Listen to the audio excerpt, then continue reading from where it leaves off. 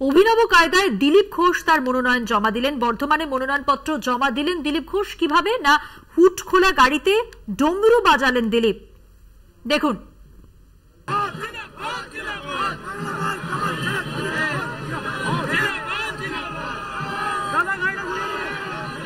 একেবারে সমারোহ করে ডমরু বাজিয়ে দিলীপ ঘোষ তিনি মনোনয়নপত্র জমা দিতে গেলেন। ভোলে বাবা পার কারেগা বলে স্লোগানও চলল সঙ্গে। পাশাপাশি আরো একজন অধীর রঞ্জন চৌধুরী, তার মনোনয়ন জমা দেওয়ার যে বিশেষ কায়দা, যে বিশেষ চমক আপনাদের সামনে তুলে ধরছি। তিনিও আজকে মনোনয়নপত্র জমা দিলেন।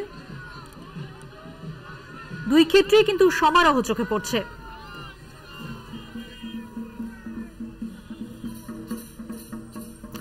অভিনব কায়দায় দিলীপ ঘোষের মনোনয়নপত্র জমা দেওয়া নিয়ে কথা বলবো। আমাদের সঙ্গে রয়েছেন আমাদের প্রতিনিধি আমজাদ আলী শেখ। আমজাদ, আমরা ছবিতে তো দেখতেই পাচ্ছি ডমরু বাজালেন দিলীপ ঘোষ, পাশাপাশি কতটা চমক দেখতে পেলে যখন তুমি সামনে থেকে দেখলে এই যে মনোনয়নপত্র জমা দেওয়া, হুট খোলা গাড়িতে চেপে গেলেন দিলীপ ঘোষ? একেবারে মধুবন্তী, আমি গতকালের কথা আগে বলবো। যেহেতু গতকাল এই দুর্গাপুর বর্ধমান লোকসভা কেন্দ্রে তৃণমূল প্রার্থী কীর্তি আজাদ তিনি প্রায় 1,500 থেকে 2,000 সমাগম নিয়ে মনোনয়নপত্র জমা দিতে এসেছিলেন, এবং গতকাল থেকে এটা চলছিল যে দিলীপ ঘোষ যখন আসবে তখন হয়তো 1,500 বা 1,1000 কর্মীদের নিয়ে তারা মনোনয়নপত্র জমা দিতে আসবে। তবে আমরা যে চিত্রটা সামনে থেকে দেখলাম যে মানুষের এবং বর্ধমান কার্জন গেট থেকে শুরু করে স্টেশন পর্যন্ত এতটা মানুষের যে ঢল ছিল, সেই ঢল একবারে চোখে পড়ার মতো। কার্যত বলা যেতে পারে যে এই সিটটা দুর্গাপুর বর্ধমান লোকসভা কেন্দ্রে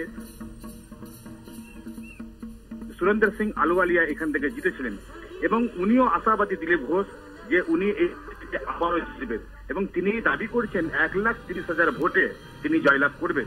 কার্যত সব মিলিয়ে যে আজকের যে সমাগম বা অভিনব একটা কায়দায় যে আজকে শোভাযাত্রা, সেই শোভাযাত্রা কিন্তু চোখে পড়ার মতো ছিল।